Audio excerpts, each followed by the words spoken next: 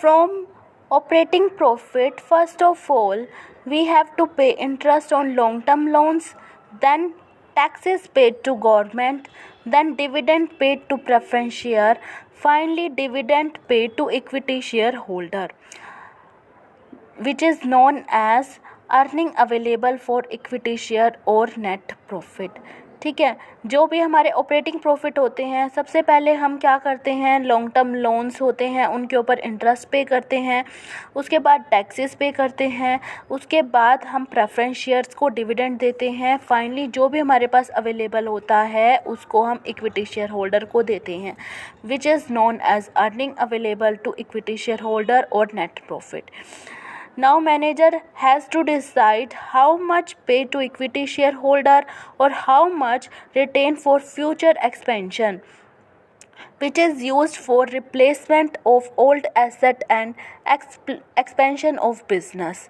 ठीक है, अब मैनेजर को डिसाइड करना है कि कितना पार्ट वो इक्विटी शेयर होल्डर को पे कर दे और कितना जो है वो फ्यूचर के लिए रख ले।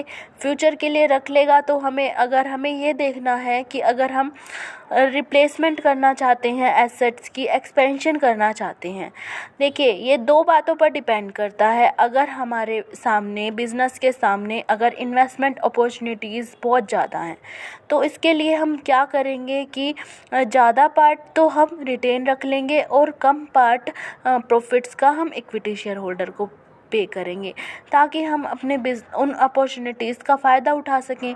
और अगर हमारे पास बिज़नेस अपॉर्चुनिटीज़ ज़्यादा नहीं हैं तो हम क्या करेंगे, ज़्यादा पार्ट तो इक्विटी शेयर होल्डर को पे करेंगे as the dividend and come part जो हम क्या करेंगे, रिटेन करेंगे।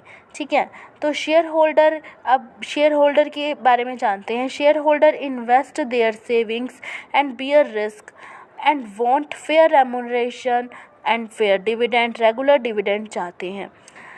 शेयर होल्डर होते हैं, उन्होंने अपनी सेविंग्स को इन्वेस्ट किया है, रिस्क बियर किया है, तो वो क्या चाहते हैं कि उनको एक फेयर रेम्यूनरेशन मिले और उनको रेगुलर डिविडेंड मिले। ठीक है, एंड बोर्ड ऑफ डायरेक्टर्स क्या चाहते हैं कि फाइनेंशियल पोजीशन कंपनी की बनी रहे। ठीक है, तो दोनों के एक फाइनेंशियल मैनेजर जो होता है उनको दोनों के बीच में जो है इक्विलिब्रियम एस्टैब्लिश करना होता है।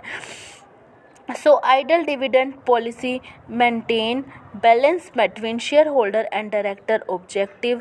एक ऐसा हमें डिविडेंड डिसीज़न लेना है, एक ऐसी डिविडेंड पॉलिसी प्रिपेयर करनी है जिससे कि शेयर होल्डर के भी ऑब्जेक्टिव सेटिस्फाई हो जाए, यानी कि उसको भी जो है रेगुलर डिविडेंड मिलता रहे, फेयर रेम्यूनरेशन मिलती रहे, साथ साथ जो बिज़नेस की फाइनेंशियल पोजीशन भी बरकरार रहे।